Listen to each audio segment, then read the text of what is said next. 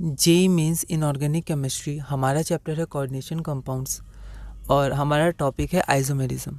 अगला क्वेश्चन है question number 46। The total number of possible isomers for square planar this structure, ये compound है, इसका स्ट्रक्चर स्क्वायर प्लेनर है, तो इसके लिए total number of possible isomers क्या होगा। यह क्वेश्चन 2018 में आया है, एक बार आप इसे ट्राई करिए फिर हम आगे बढ़ते हैं। तो यहाँ पर आप देख सकते हैं कि ये जो स्ट्रक्चर है, ये स्ट्रक्चर क्या है, स्क्वायर प्लेनर है। तो ये कौन से टाइप का है, तो ये एम मेटल हो गया और ये चारों लिगेंड डिफरेंट है, तो ये हो जाएगा M A B C D और उसका कुछ आयन है तो एन प्लस माइनस, ठीक है। तो इस स्ट्रक्चर का है, ठीक है। तो कुछ स्ट्रक्चर्स आपको ध्यान में होने चाहिए और ये एनसीईआरटी में दिया हुआ है कि इसके 3 आइसोमर्स होते हैं, ये आप ध्यान रखिएगा, ओके। अब क्या है कि इसके 3 आइसोमर्स होते हैं जब ए बी सी डी में कोई एम्बीडेंटेड लिगेंड ना हो। लेकिन इसमें एक और चीज़ है कि if there are an ambidentate ligands, मतलब इसमें से ए बी सी डी में जैसे 4 है तो एन की मैक्सिमम वैल्यू 4 हो सकती है जो एम्बीडेंटेड हो, ठीक है। तो हम लोग एन मान लेते हैं।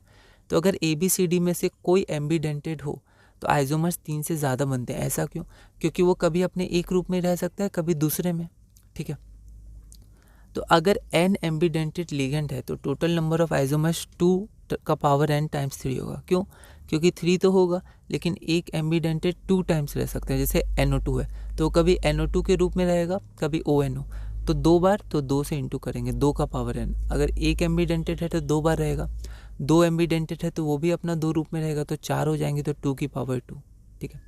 तो यहाँ पर हम देखते हैं कि यहाँ पर हमारे पास जो कॉम्प्लेक्स है उस कॉम्प्लेक्स में 2 एम्बीडेंटेड लिगेंड है, एक तो आपका NO2 है और दूसरा आपका SCN है। तो यहाँ पर 2 एम्बीडेंटेड लिगेंड्स हैं, तो NO2 माइनस, इसकी चार्ज -1 होती है, तो NO2 माइनस और SCN माइनस, तो यहाँ पर आपका n इज इक्वल टू 2 हो गया, ठीक है।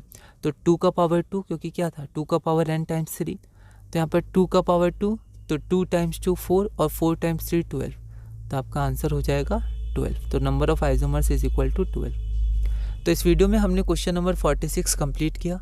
अगली वीडियो में हम क्वेश्चन नंबर 47 करेंगे और कोऑर्डिनेशन कंपाउंड्स में आगे बढ़ेंगे।